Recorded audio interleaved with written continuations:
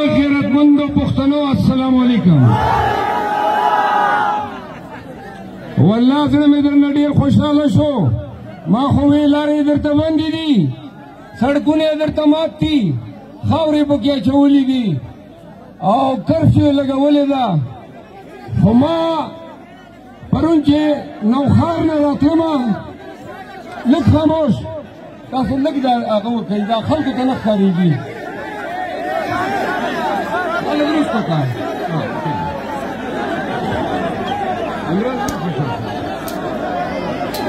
پرون چې نوښار نه راتلمه نو د ګل آباد چکدرې لخوا بلا پولیس راته ولاړ وو او کوشش یې وکړو چې ما ځان سره په زبردستۍ بوځي، خو زما ملګري وو هغه علاقې خلک رالل او هغه پروګرام یې دوول کامیاب نه شو.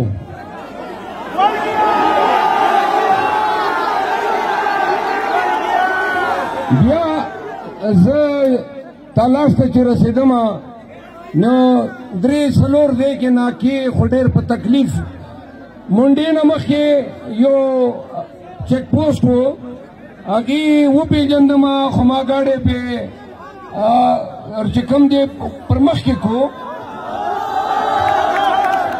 هغه هم راپسې شول. نو ما وی دا ګاډی ما سره یو نو خپل ګاډی مې پرېښو، یوازې پاتې شوم، یو کس را سره بل او پیاده لاړو یو بیټک ته یو دکان ته، او دکان کې شپږ زلمي وو، ټول د پي ټي آی کسان وو. هغې زه دې ځای ته راورسولم. هغه حیران وو، پریشان وو د حکومتي خلک چې دا په هلیکاپټر راغی که پیریانو راوړو.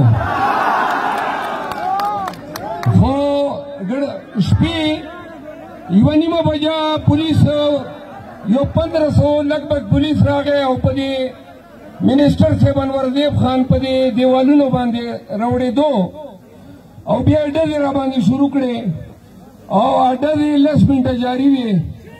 واورئ ما وی که ډزې نه که توپ یې وچلوو موږ به دا کنونشن کوو.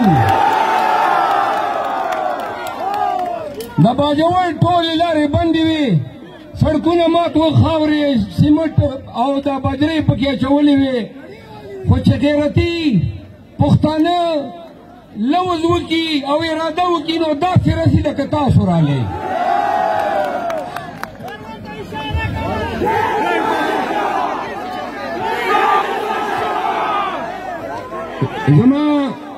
زما خوږو باجوړیانو، د باجوړ تاریخ چې کوم دی د پښتو نه د تکړهتوب او میړانې نه ډک دی.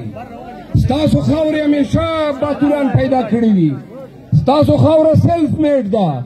په خدای چې باجوړ ته راتلمه دا زړه خبره درته کومه، نو ما په دې باجوړیانو باندې یقین و چې به موږ نامینده کوي نه او موږ په به دغسې راځي.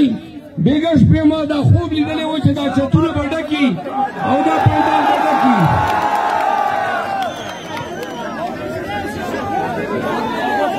دا واورئ دا ټول پښتانه چې کوم دلته موجود دي او هغه چې کوم دا خبرې اوري، زمونږ د پښتو دا تقاضا وه چې مونږ په دې ټیم کې چې 9 مهینه بعده کومه زمونږ په خاوره دوی قیامت جوړ کو. واورئ دا زمونږ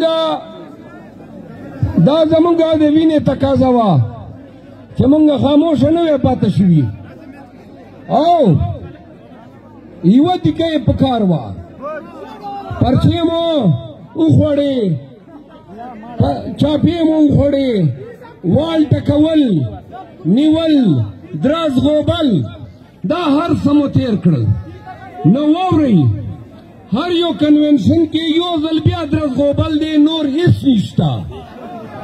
موږ خو تاسو تجربه کار کړو، تاسو موږ ته لار وښیله. ستا د پرچې لاس آزاد، تا دراز غوبل لاس آزاد، تا ډز لاس آزاد.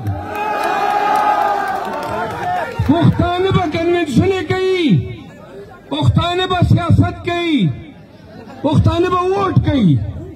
او په خدای چې څنګه د نن باجوړ کې کرفیو لګولې ده، په ټول پښتونخوا کې راته کرفیو ولګوه، خو پښتون اوس نه کلاریږي. پښتون دا لوړې ده، دا یې لوز ده ځان سره، د خپل خان سره، د خپل خوی سره، چې زه